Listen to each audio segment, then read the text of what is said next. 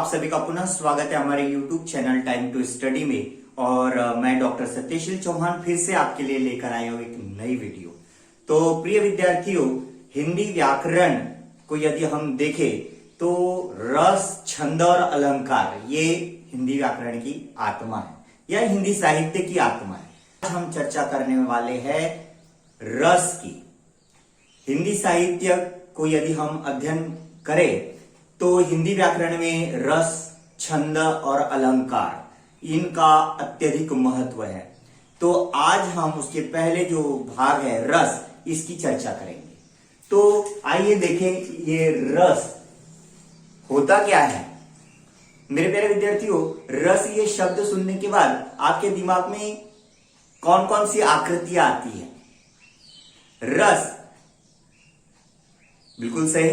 रस की यह शब्द उच्चारण करते ही आपके मन में निश्चित ही किसी फल का रस ध्यान में आ रहा होगा, लेकिन हिंदी साहित्य में वो रस से इसका अर्थ नहीं है। तो काव्य शास्त्र में रस, इसको आनंद के रूप में लिया गया है। ठीक है, तो रस का शाब्दिक अर्थ हमारा होता है आनंद। आनंद यह प्रत्येक काव्य के श्रवण में आने वाली अनुभूति है। किसी भी काव्य को पढ़ने के बाद हृदय में जो आनंद निर्माण होता है उसे हम संक्षिप्त में रस कह सकते हैं। कहा गया है रसात्मक वाक्य काव्यम, अर्थात रसपूर्ण वाक्य ही काव्य है।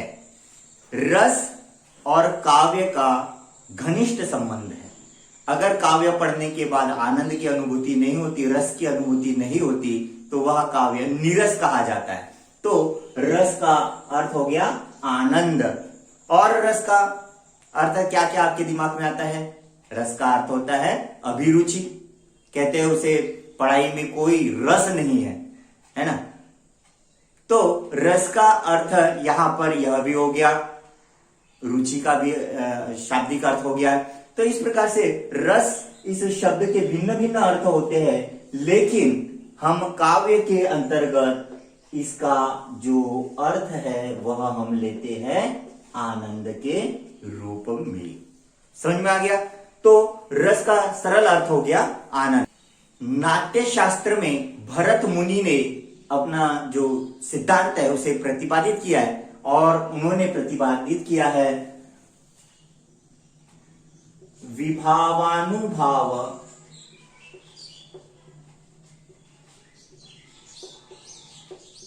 व्यभिचारी संचारी रस निष्पत्ति। विभावानुभाव व्यभिचारी संयोगाद्रस, यहां पर एक और छूट गया है, संयोगाद्रस्य संचारी रस निष्पत्ति। अर्थात इसमें क्या क्या कहा गया है? अब इसके अंतर्गत तीनों शब्दों का इन्होंने प्रयोग किया है। पहला है विभाव, अनुभाव, व्यभिचारी भाव, संयोग और रस निष्पत्ति। इनका अर्थ है विभाव 1 नंबर, दूसरा है अनुभाव 2 नंबर, तीसरा है व्यभिचारी भाव, और इनका संयोग, ये हो गया संयोग। इसी से रस की निष्पत्ति होती है। अब रस की निष्पत्ति जब काव्य को पढ़ने के बाद हमारे हृदय में विभाव, अनुभाव, व्यभिचारी भाव का संचार होता है, तब यहां पर रस निष्पत्ति होती है। ऐसा किसने कहा है? आचार्य भरत मुनि।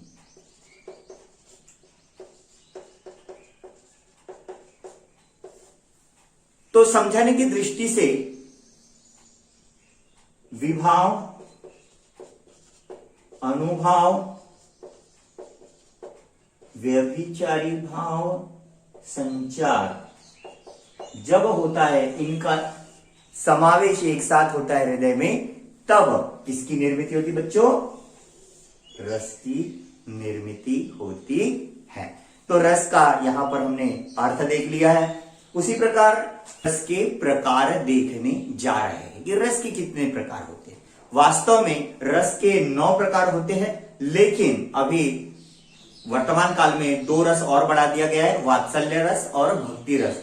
तो इस प्रकार से कुल मिलाकर 11 रस को मान्यता प्रदान की गई है। तो चलिए अब हम शने शने आगे बढ़ते हुए रस और उसके प्रकारों को समझ लेते हैं। तो चलिए मेरे प्यारे विद्यार्थियों, अब हम रस के विविध प्रकार के बारे में चर्चा करते हैं। तो आइए, सबसे पहला जो रस है वह है श्रृंगार रस। इसका नाम बोलिए, श्रृंगार रस।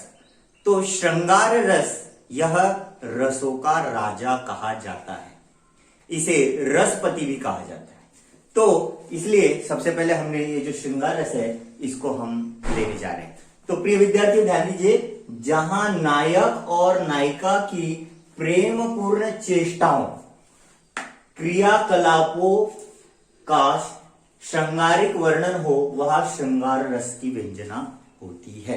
कहने का तात्पर्य, नायक और नायिका के बीच में प्रेम पूर्वक जो व्यवहार होता है उसे हम श्रृंगार रस के क्षेत्र में आता है, वह श्रृंगार कहलाता है। अब ध्यान दीजिए, नायक और नायिकाओं के बीच प्रेम पूर्ण चेष्टा है, यानी हीरो और हीरोइन के बीच जो संवाद होता है, दोनों के बीच में जो प्रेम की अभिव्यक्ति होती है, आपस में कुछ संदेश कहा सुनी होती है, उसमें जो भाव उत्पन्न होता है, उसमें जो भावनाएं उत्पन्न होती है, उस काव्य को पढ़ने के बाद हमारे मन में यह श्रृंगार रस उत्पन्न होता है। उदाहरण देख लीजिए, कक्षा 12वीं के जो विद्यार्थी हैं उनकी पाठ्यपुस्तक में यह उदाहरण दिए गए हैं। तो पहला उदाहरण है, राम के रूप निहारती जानकी, कंकन के नग की परछाई, याते सभी सुध भूल गई, कर टेकी रही पर तारत नाही। प्रिय विद्यार्थियों, प्रसंग उस समय का है कि प्रभु श्री रामचंद्र यह दूल्हे बनकर सभा भवन में बैठे हुए हैं, मंत्रोच्चार हो रहा है, सभी सुंदरिया जो है वह गीत गा रही है, और सीता जी जो है यह दुल्हन के रूप में उपस्थित हुई है, और लोक लाज के कारण वह प्रत्यक्ष प्रभु श्री रामचंद्र जी को देख नहीं सकती। और इसलिए क्या हो रहा है, देखिए, राम के रूप, प्रभु श्री रामचंद्र जी का जो रूप है वह निहारती जानकी, सीता माता देख रही है। कहां देख रही है? कंकन के नग की परिछाई, कि उनके जो कंगन है उसमें जो नग जड़े हुए हैं हीरो के, उसमें प्रभु श्री रामचंद्र जी की जो छवि है वह पड़ रही है।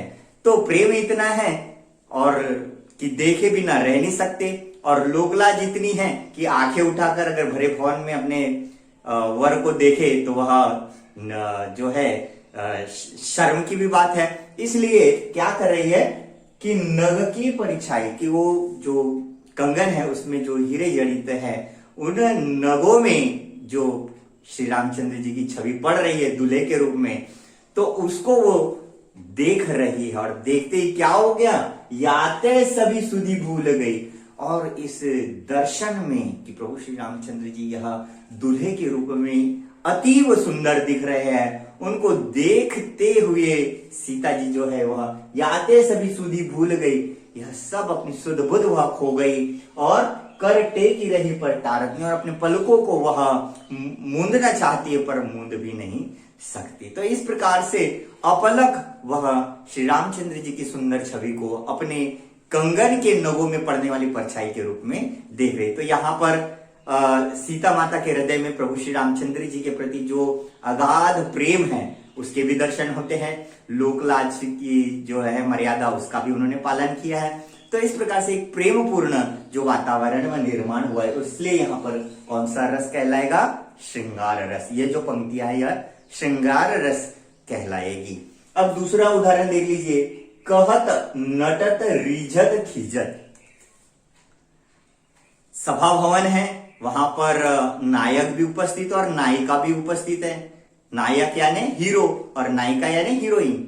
तो एक कार्यक्रम है, सभा भवन है, नायक भी बैठा है और नायिका भी बैठी, दोनों आपस में डायरेक्ट बातें तो नहीं कर सकते, है ना। तो क्या हो रहा है, कहत आंखों ही आंखों में वो बातें कर रहे हैं, एक दूसरे से कह रहे हैं, कुछ कह रहे हैं। नटत मना कर रही है, नट जाना। रिझत यानी रूठना और खींचत यानी चिढ़ना।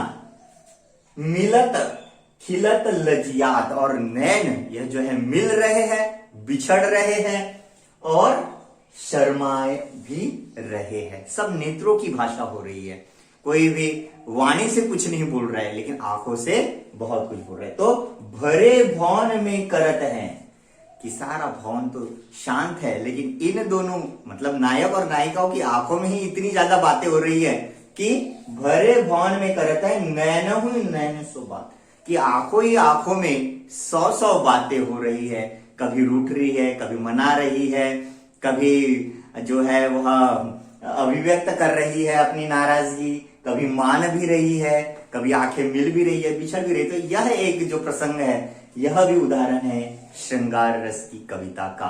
तो प्रिय विद्यार्थियों, ये 2 उदाहरण आपको श्रृंगार रस के उदाहरण के लिए पूछे जा सकते हैं, इसलिए आप ध्यान रखिएगा कि ये दोनों में से कोई भी एक उदाहरण आपको दिया जाएगा और आपको रस पहचानना पड़ेगा।